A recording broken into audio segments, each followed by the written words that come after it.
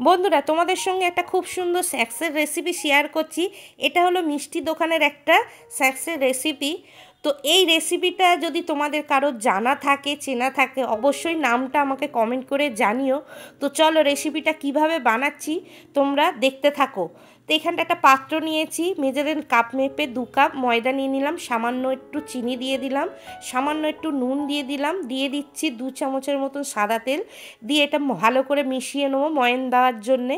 তো শুকনো উপকরণগুলো মিশিয়ে নিলাম, আর অল্প অল্প জল দিয়ে একটা ডো তৈরি করে নেবো, সুন্দর করে একটা সফট ডো তৈরি করে নেবো। তো এখানটা দেখো আমার মাখা হয়ে গেছে, সুন্দরভাবে একটা ডো তৈরি করে নিয়েছি। এবার এই ডোটাকে আধা ঘন্টার জন্য আমি চাপা দিয়ে রেখে দেবো। আগে থাকতে আমি এখানটা বিট আর গাজর সিদ্ধ করে নিয়েছি, এখানটা বয়েল করেছি, আর তারপরে 2টো আলুও বয়েল করে নিয়েছিলাম। এবার এখানটা একটা ম্যাশার নিয়েছি, ম্যাশার দিয়ে বিট আর গাজর আলুগুলোকে সমস্ত সুন্দর করে ম্যাশ করে নেব। তো দেখো এখানটা কত সুন্দরভাবে ম্যাশ করে নিয়েছি। এবারে আলুগুলোকেও এক সাইডে নিয়ে ম্যাশ করে নিচ্ছি। তো এখানটা সমস্ত কিছু ম্যাশ করে নিলাম। তো এখানটা কিন্তু ভালোভাবে ম্যাশ করে নিয়েছি। তারপরে দেখো এখানটা কড়া বসিয়ে দিলাম, দিয়ে এখানটা একটু সামান্য সাদা তেল দিয়েছি, ফোড়নে দিচ্ছি 5 ফোড়ন, একটু সামান্য আদা গ্রেট করা দিয়ে দিলাম, দিয়ে একটু আদাটাকে ভালো করে তেলের মধ্যে একটু নেড়ে চেড়ে নিলাম যাতে কাঁচা গন্ধটা চলে যায়। এবার প্রথমে দিয়ে দিচ্ছি গাজর আর বিনস যে ম্যাশ করা, সেটা দিয়ে তেলের সঙ্গে ভালো করে একটু নেড়ে চেড়ে নিচ্ছি, রসটা যাতে মরে যায়। তারপরে এখানটা ভাজা মৌরি দিয়ে দিলাম, ভাজা জিরে গুঁড়ো, ভাজা ধনে গুঁড়ো, তারপরে এখানটা দিয়ে দিচ্ছি 2টো ভাজা শুকনো লঙ্কা গুঁড়ো করে দিয়ে দিয়েছি, আর সামান্য একটুখানি হলুদ আর স্বাদ অনুযায়ী নুন। সমস্ত উপকরণ দিয়ে ভালো করে মিশিয়ে নেড়ে চেড়ে নেবো। এরপরে দিয়ে দিচ্ছি ম্যাশ করা আলুটা, একসঙ্গে দিয়ে এবার ভালো করে নাড়তে থাকবো সমস্ত কিছু। এখানটা একটু সামান্য কিন্তু আমি চিনিও দেবো। তো দেখো এখানটা সামান্য একটু টেস্টটা ব্যালেন্স করার জন্য চিনি দিয়েছি যেহেতু সবজি। তারপরে দেখো এখানটা দেওয়ার পরে এবারে আমি কিছুটা এর মধ্যে পনির নিয়েছি, অল্প একটু পনির নিয়েছি, পনিরটা নিয়ে এরম করে গ্রেট করে দিয়ে দিচ্ছি। তো গ্রেট করে দেওয়ার পরে আমি পনিরটাকে ভালো করে এর সঙ্গে মিশিয়ে নিচ্ছি। তো দেখতেই পাচ্ছ ভালো করে মিশিয়ে নিলাম। এবারে এর মধ্যে দিয়ে দেবো অল্প পরিমাণে একটু কসুরি মেথি।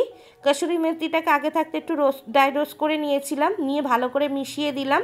তো এখানটা কিন্তু আমার পুরো পুরটা রেডি হয়ে গেছে। এবার এটাকে নেড়ে চেড়ে আমি একটু ভালো করে ঠান্ডা করে নেবো।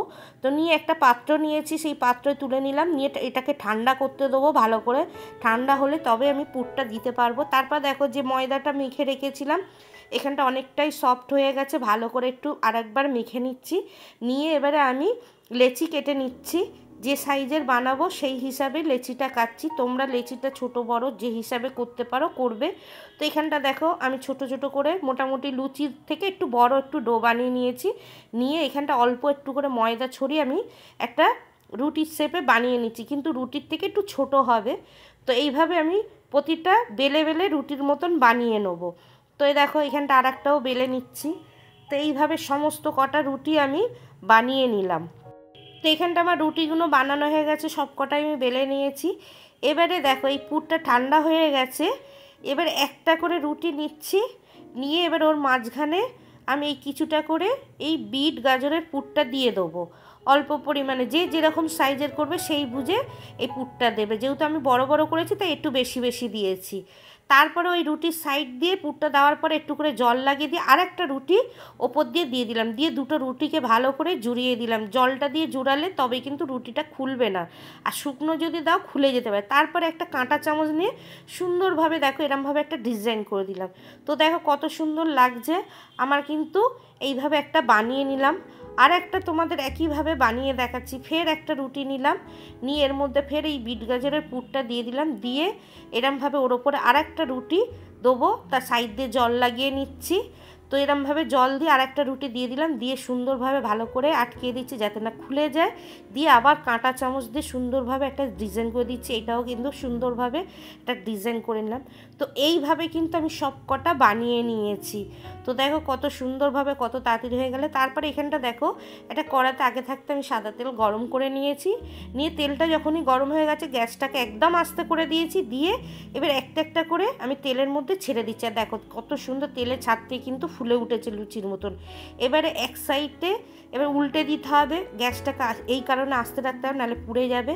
তো উল্টে পাল্টে সুন্দরভাবে কিন্তু আমি ভেজে নিলাম। তো একটা কিন্তু আমার ভাজা হয়ে হয়ে গেছে।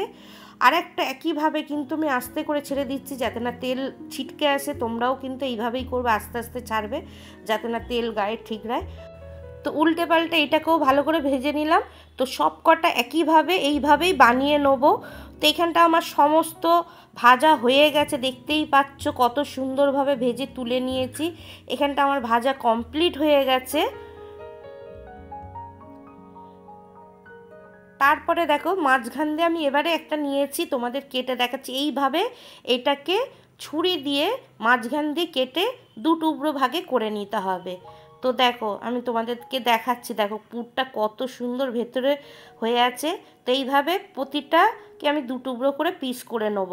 তো দেখো আর একটাকেও তোমাদের সুন্দরভাবে কেটে দেখাচ্ছি। তো দেখো এবারে কিন্তু এইগুলোকে আমি শুধু এইভাবে না, এর মধ্যে আমি আরও কিছু জিনিস দেবো। তো দেখো এইখানটা আমি নিয়ে নিয়েছি, এখানটা আছে পনির একটু আগে থাকতে গ্রেট করে রেখে দিয়েছি, আর কিছুটা ফ্রেশ ধনে পাতা নিয়েছি। এবার এর ওপর দিয়ে গ্রেট করা পনির ওপর দিয়ে একটু একটু দিয়ে দেবো, আর দিয়ে দেবো ধনে পাতা। তো দেখো কত সুন্দর দেখতে লাগছে, যেমনি দেখতে সুন্দর তেমনি কিন্তু খেতেও দুর্দান্ত হয়েছিল। তো সমস্ত কটাকে এইভাবে কেটে কিন্তু আমি ডেকোরেশন করে সুন্দরভাবে সাজিয়ে নিলাম। তো তোমরা দেখতেই পাচ্ছ কত সুন্দর লাগছে দেখতে। তো প্রতিটাকে সাজিয়ে নিলাম। এখানটা আলাদা একটা পাত্র নিয়েছি, এবারে সুন্দর করে আমি প্লেটে নিয়ে নিচ্ছি পরিবেশন করার জন্যে। তো এরমভাবে আমি সাজিয়ে নিচ্ছি, সুন্দরভাবে একটু ডেকোরেশন করে সাজিয়েও নিয়েছি। দেখতে কত সুন্দর লাগছে দেখো। তো বন্ধুরা তোমরা দেখতেই পেলে কি সহজভাবে কত সুন্দর একটা স্ন্যাক্সের রেসিপি করলাম। তারপরে এখানে আমি একটু সস দিয়ে দিলাম, তোমরা চাইলে সস দিয়ে খেতেও পারো, নাও দিতে পারো, এটা কিন্তু শুধু শুধুই খাওয়া হয়ে যায়। তো বন্ধুরা কত সুন্দর দেখতে হয়েছে, খেতে কিন্তু দুর্দান্ত, খুবই তাড়াতাড়ি খাওয়া, খুবই ঝটপট হয়ে যায়। এটা হচ্ছিল একটা মিষ্টি দোকানের রেসিপি, আমি তোমাদের সঙ্গে শেয়ার করলাম। তোমরা অবশ্যই বলো আজকে রেসিপিটা কেমন হয়েছে, অবশ্যই কমেন্ট করে জানিও তোমাদের কেমন লাগলো। রেসিপিটা প্রচুর পরিমাণে সবার সঙ্গে শেয়ার করো। রেসিপিটা যদি ভালো লাগে অবশ্যই কমেন্ট করে জানাবে। আর অবশ্যই তোমরা এইভাবে আমি যেভাবে বানিয়েছি সেইভাবে তোমরা একবার হলেও বাড়িতে বানিয়ে খেয়ে কমেন্টে জানাবে তোমাদের কেমন লাগলো। আর বাচ্চাদের টিফিনে কিন্তু এটা দিলে ওরা কিন্তু খুবই পছন্দ করবে। তারপরে যদি বাড়িতে কোনো গেস্ট আসে ঝটপট করে যদি এরকমভাবে একটা স্ন্যাক্স রেডি করে ওদের সামনে যদি দিতে পারো, তারা তো খেয়ে খুবই প্রশংসা করবে। তারপরে যখন মেয়ে আর মেয়ের বাবাকে দিলাম বানিয়ে মুখের সামনে, খেয়ে বলল এটা কি দোকান থেকে কিনে এনেছো? আমি বললাম না, বাড়িতে বানিয়েছি। বলছি এরকম তো আমরা মিষ্টি দোকান থেকে এনে খেয়েছিলাম না, অসাধারণ হয়েছে, মনেই হচ্ছে না তুমি বাড়িতে বানিয়েছো, মনে হচ্ছে কেনা, একদম মুখে লেগে আছে, খুব সুন্দর হয়েছে গিন্নি। মেয়েও তো খেয়ে বললো মা আবার আমাকে টিফিনে কিন্তু এরকম বানিয়ে দেবে। তো বন্ধুরা আবার তোমাদেরকে বলছি একই কথা, যদি এই রেসিপিটার নাম জেনে থাকো অবশ্যই কিন্তু কমেন্টে জানাবে। বন্ধুরা দেরি না করে তোমরাও কিন্তু এইভাবে ঝটপট করে বানিয়ে ফেলো। আর কে কোথায় দিয়ে দেখছো অবশ্যই কমেন্ট করে জানিও, তবে কিন্তু তোমাদের ধন্যবাদ দিতে পারবো। মহারাষ্ট্র থেকে নেহুল চৌধুরী আমার একটা রেসিপি দেখে তুমি কমেন্ট করেছো ভাইরাল ডিমের, অনেক তোমাকে ধন্যবাদ। এইভাবে আমার পাশে থেকো, সঙ্গে থেকো। বন্ধুরা এরম সুন্দর সুন্দর আরও রেসিপি তোমাদের সঙ্গে শেয়ার করব। আর অবশ্যই কিন্তু লাইক করো, সাবস্ক্রাইব করে দিও। আবার চলে আসছি অন্য অন্য রেসিপি নিয়ে, আরও অনেক ভিডিও নিয়ে। তোমরা ভালো থেকো, সুস্থ থেকো।